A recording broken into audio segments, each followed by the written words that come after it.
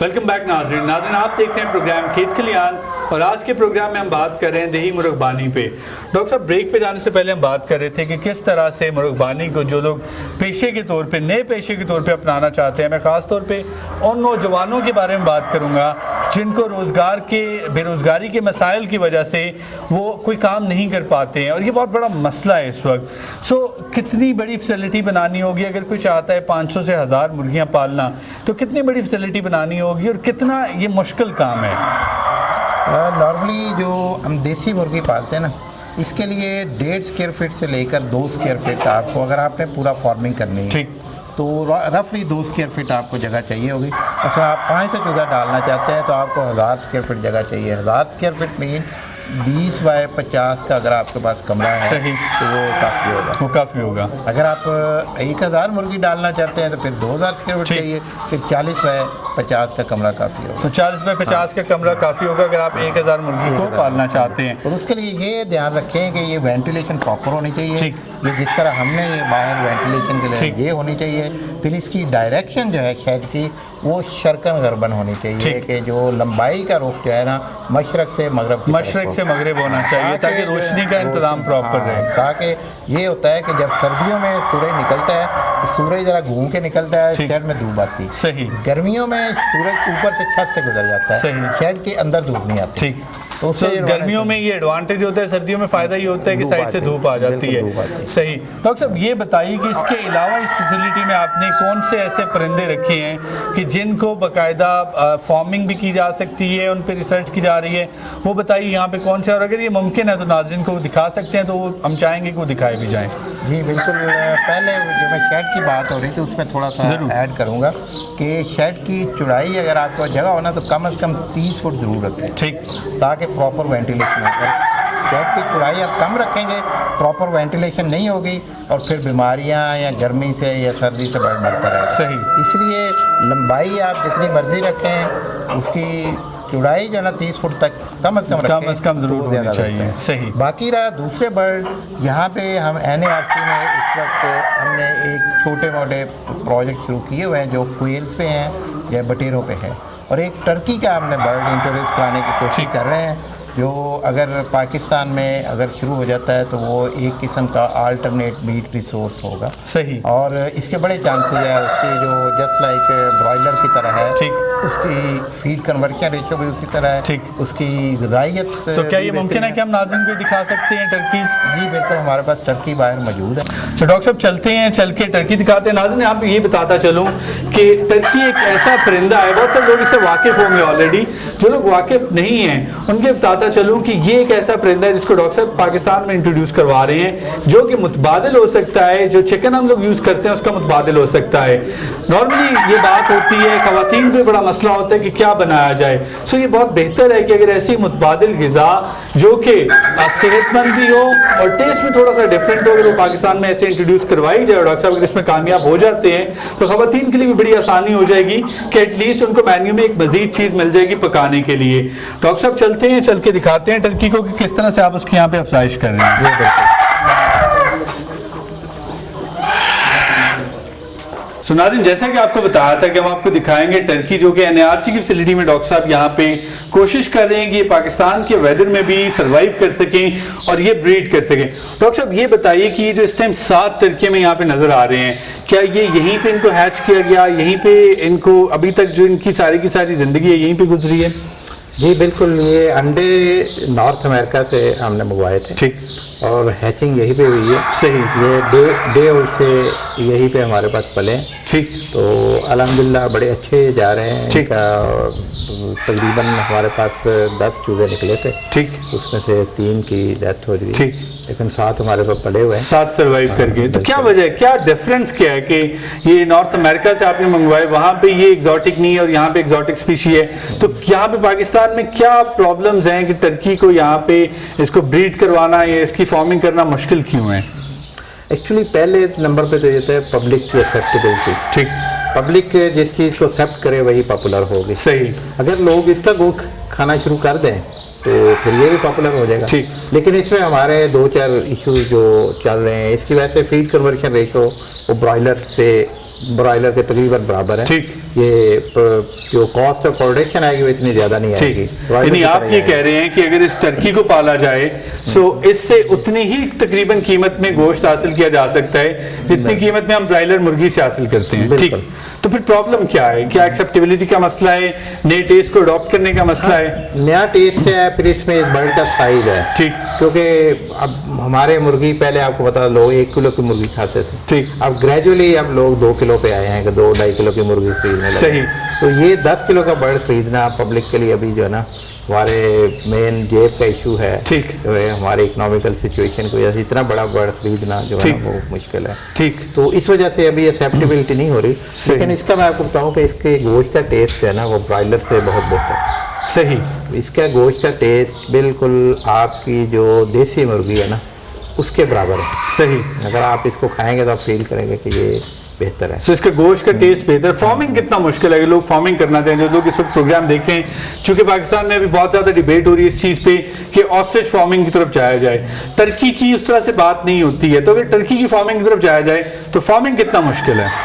Farming just like broiler है, लेकिन इन bird का प्रॉब्लम ये है कि ये जो हमारे पास ये मौजूद है ये वहाँ से हैं जहाँ पे -30 टेम्परेचर होता है। सही। और वहाँ पे भी जो टर्की रखते हैं इसी तरह के ओपन शेड्स में रखते हैं ज़्यादातर टर्की। ठीक, तो यहाँ की इनकी अडॉप्टेबिलिटी का मसला है।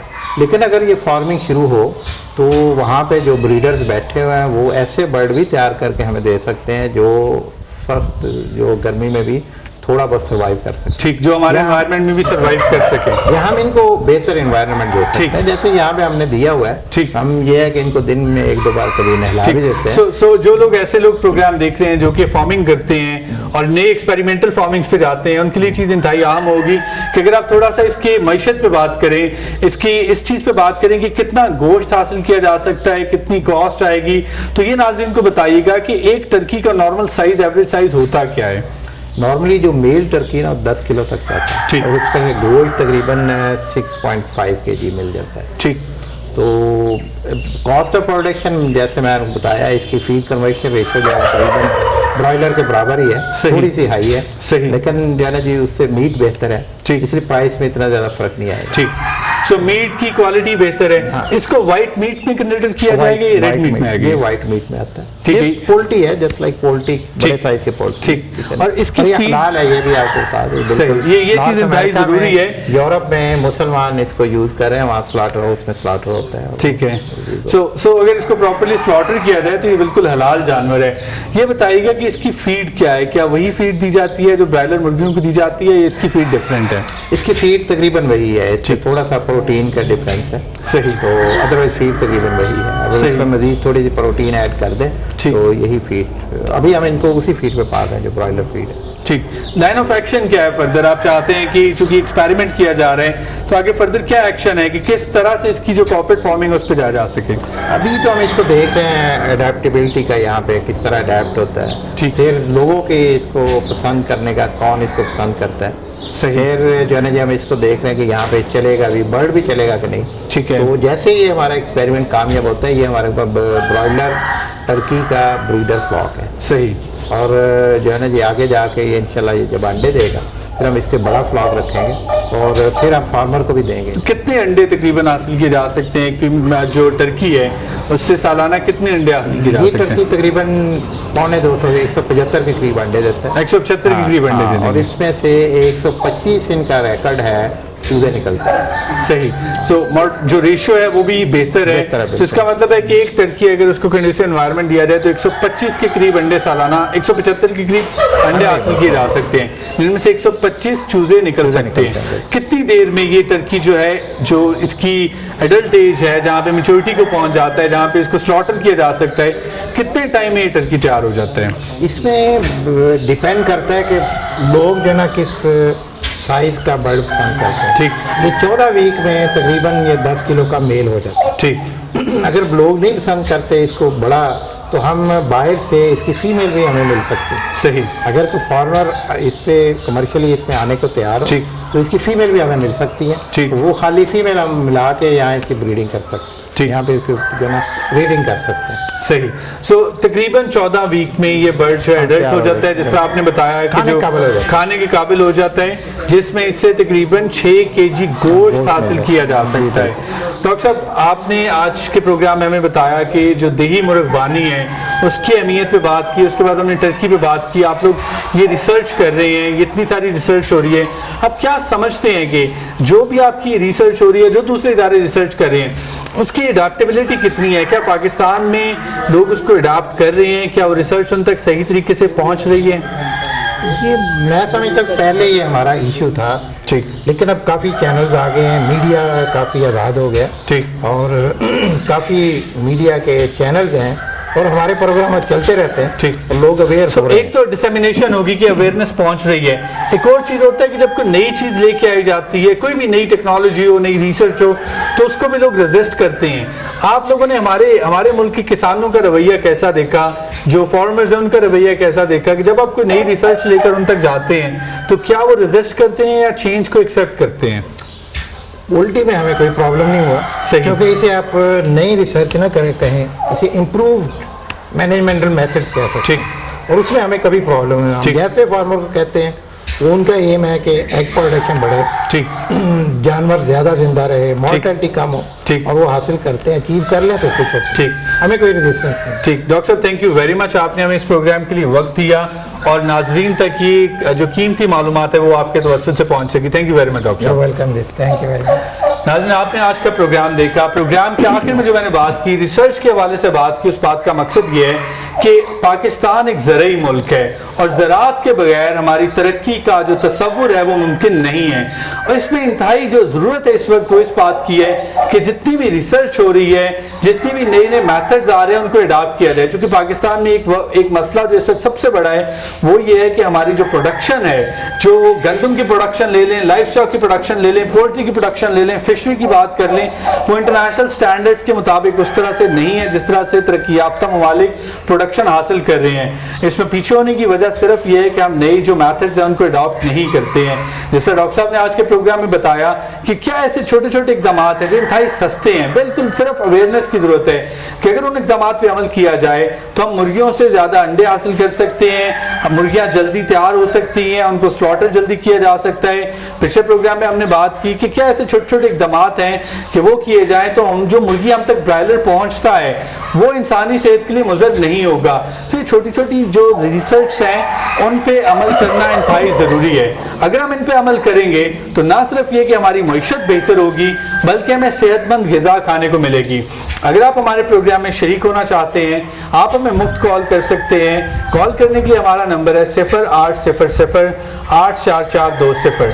खत के जरिए भी आप हमारे प्रोग्राम में शिरकत कर सकते हैं। खत लिखने के लिए हमारा पता है ABC NARC park road, Islamabad. अगले प्रोग्राम तक अपने होस्ट मोहसिन कमर को इजाज़त दीजिए। अल्लाह हाफिज़।